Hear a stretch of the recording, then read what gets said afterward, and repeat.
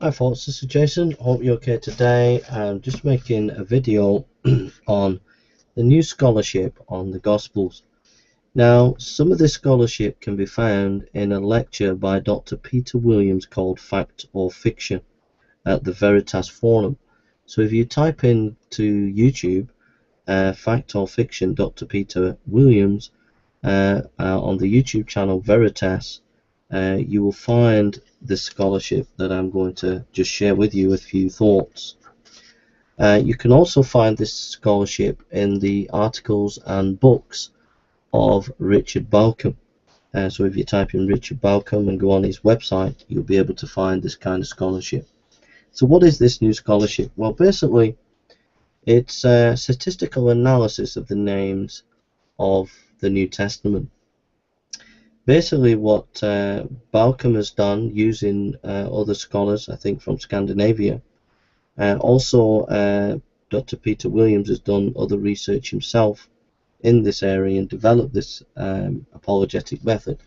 But basically, a statistical analysis of the names of the New Testament and comparing it with the archaeological research concerning the names of ancient Judaism, both in and outside Jerusalem, shows that the percentage of the names that are used within the first century Judaism within Jerusalem and the surrounding area matches the percentage of names we find in archaeological digs, either within Jerusalem, around Jerusalem, or far afield.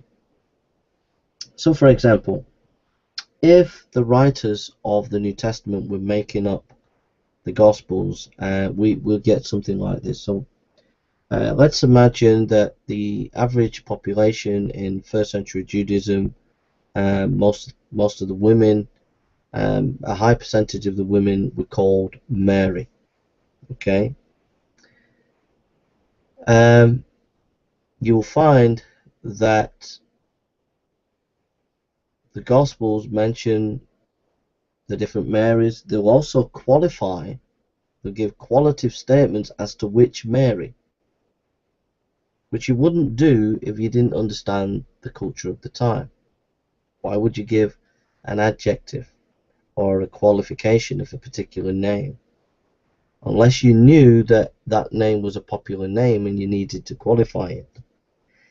So as we compare the Gospels to Mary, the Marys, that the amount of people who were known as Mary in that time, we see the exact percentage almost near the bone, match between archaeology and between the gospel text.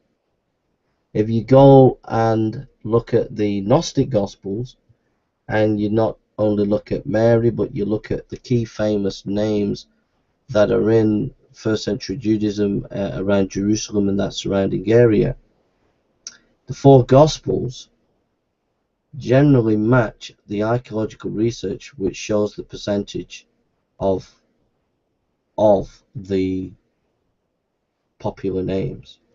But when you look at the Gnostic Gospels, they don't get the percentage right.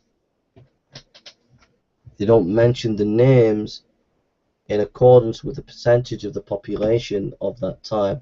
Now, only someone who lived at the time and knew the area would know how to get the right percentage of the names to reflect the culture of the time. So it's this kind of research that's been done that shows the historical veracity and reliability of the Gospels.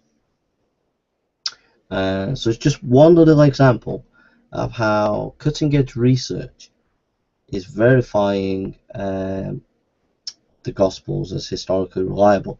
So this is based on statistical analysis and archaeological evidence and linguistic studies. This is by top scholars who know Aramaic. Dr. Peter Williams knows Aramaic.